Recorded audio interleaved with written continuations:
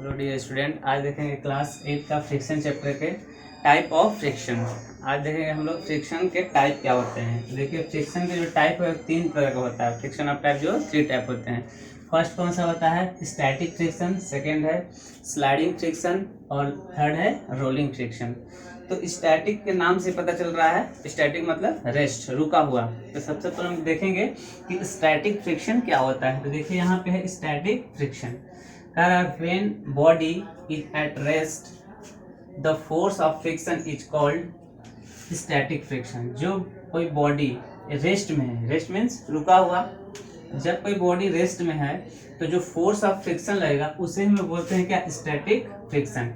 And is always equal and opposite to the applied force. जैसे ये हमारे पास कोई बॉडी है या ऑब्जेक्ट है, किसी सरफेस पे रखा गया है, तो यहाँ पर हम अप्लाइड फोर्स कर रहे हैं। इसका ये क्या कर रहा है? अपोज कर रहा है।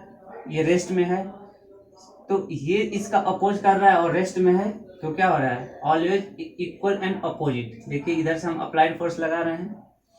फ्रिक्शन कोई भी होता है जस्ट रिवर्स लगता है, उल्टा लगता है, इधर लग रहा है तो ऑलवेज इक्वल एंड अपोजिट होता है। और ये रेस्ट में ही है, मूवमेंट नहीं है। जब रेस्ट में है अगर ये कोई फोर्स लग रहा है, इधर ये अपोज कर रहा है, तो उस फोर्स को हम लोग क्या बोलेंगे? Static friction. Force of friction को बोलेंगे स्टैटिक फ्रिक्शन। तो स्टैटिक फ्रिक्शन ये होता है कि बॉडी रेस्ट में है, force of friction is called static friction, is always equal and opposite to the applied force. मतलब कि जो अप्लाइड फोर्स लगा रहे हैं उसके जस्ट इक्वल एंड अपोजिट होता है, उसे हम लोग बोलते हैं स्टैटिक फ्रिक्शन। ओके, अब है next sliding friction. Sliding friction, slide मतलब मूवमेंट, स्लाइड करना। देखिए क्या होता है sliding friction. The friction force which oppose the actual relative sliding motion between two contact surface. दो कॉन्टेक्ट सरफेस, जैसे एक सरफेस ये है, ये और अनदर सरफेस ये है, दोनों के बीच में कॉन्टेक्ट हो रहा है। सरफेस के बीच में कॉन्टेक्ट है, बॉडी का सरफेस और ये सरफेस दोनों एक दूसरे में क्या कर रहे हैं? कांटेक्ट कर रहे हैं।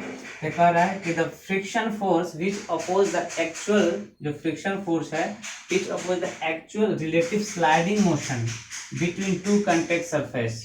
तो कॉन्टेक्ट सरफेस के बीच में जो स्लाइडिंग मोशन है वही एक्चुअल रिलेटिव को क्या बोलते हैं? Sliding friction.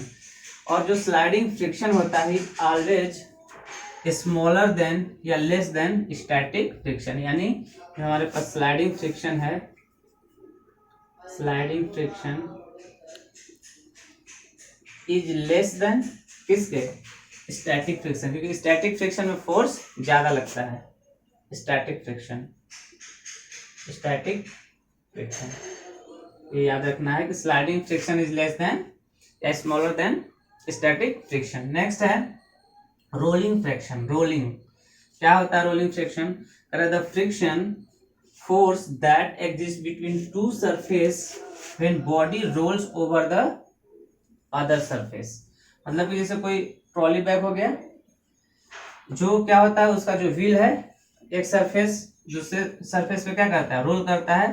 तो body rolls over the other surface. Rolling friction is smaller than sliding friction. यहाँ पे क्या होता है? जो रोलिंग फ्रिक्शन है, जो रोलिंग फ्रिक्शन है वो क्या होता है? स्मॉलर देन या लेस देन किसके? स्लाइडिंग फ्रिक्शन के। स्लाइडिंग फ्रिक्शन पे होता है। तो ये हमारे पास टाइप ऑफ फ्रिक्शन हो गया, स्टैटिक फ्रिक्शन, स्लाइडिंग फ्रिक्शन और रोलिंग फ्रिक्शन। ये सिंपल था, तीनों मैंने समझा दिया टाइप ऑफ फ्रिक्शन। अब देखिए अफेक्ट ऑफ फ्रिक्शन। फ्रिक्शन का अफेक्ट क्या हो सकते हैं? जैसे फ्रिक्शन प्रोड्यूस करता है हीट। फ्रिक्शन क्या प्रोड्यूस करता है? Heat. Friction cause wear and tear. Friction oppose the motion. ये सिंपल पॉइंट था। ओके,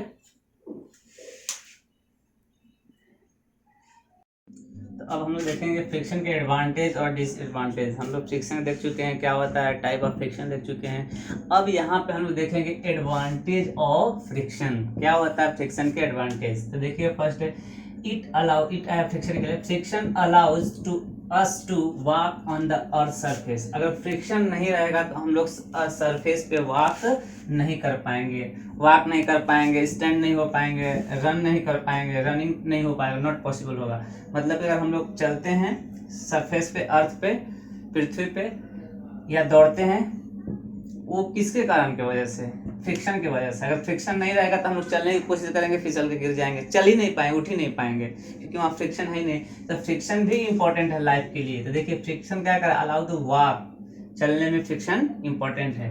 तो पहला एडवांटेज ये हो गया कि it allow to us walk on the earth surface या running, moving, anything. Second, it allow us to write with a pen on a surface और paper.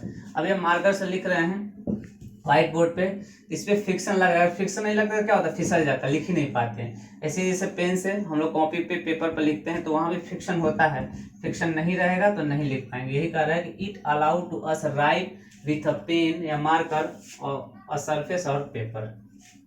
Okay, second.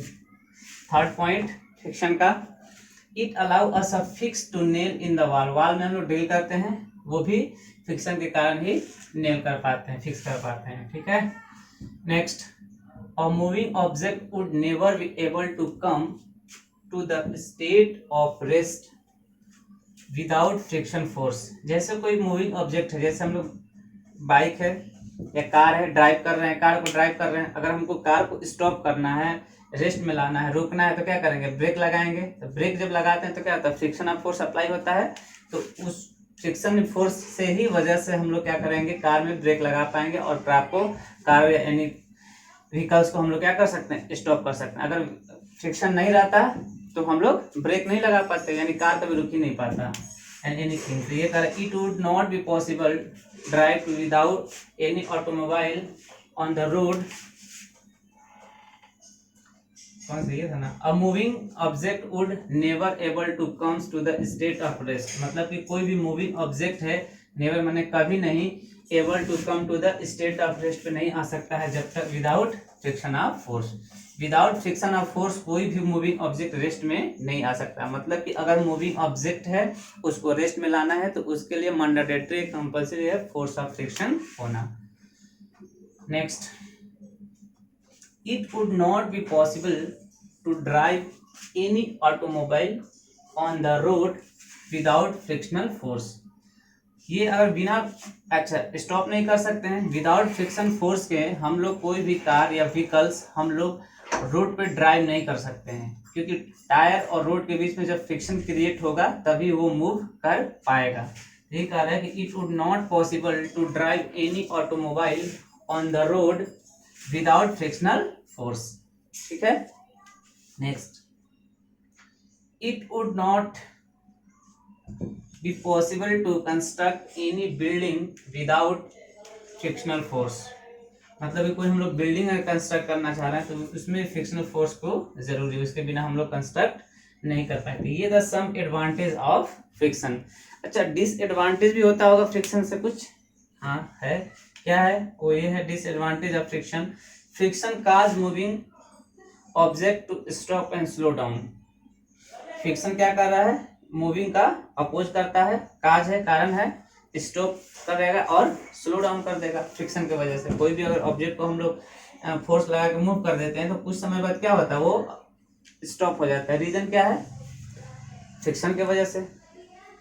Friction produce heat, friction heat भी produce करता है। Cause wastage of the energy in the machine, machine में energy को waste करता है। Friction cause wear and tear of the moving parts of machine, भी है wear and tear, sole of shoes. तो ये रहा फ्रिक्शन के डिसएडवांटेज, ये रहा एडवांटेज। Okay, thank you.